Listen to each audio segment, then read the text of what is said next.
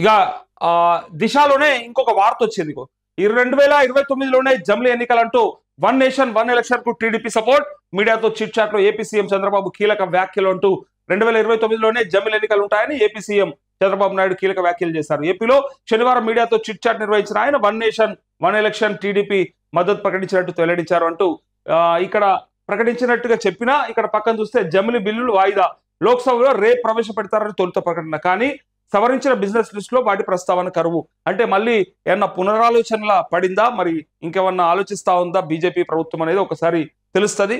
So business list లో ఉంటేనే ప్రస్తావిస్తారు, మరి అది లేదు అని చెప్పినప్పుడు ఏదో ఒక ఇష్యూ వచ్చినట్టే వీళ్ళు సపోర్ట్ చేస్తున్నట్టు చెప్తున్నారు. కానీ మరి లోపల ఇంకేమైనా షరతులు పెట్టినరా, ఆ షరతులకు వాళ్ళు ఒప్పుకోలేదా?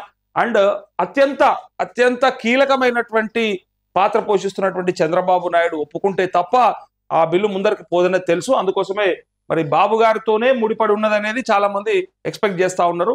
సో తను ఒప్పుకున్నట్టుగా మాత్రం చిట్ చాట్లే చెప్పిండు. 2029 వచ్చేస్తే ఎలక్షన్స్, అవన్నీ కూడా వన్ నేషన్ వన్ ఎలక్షన్ కింద అవుతుంది సో అని చెప్పడానికి ఇక్కడ మీడియాతో చెప్పిండు. కానీ లోపల ఏం జరిగిందో తెలియదు మనకి.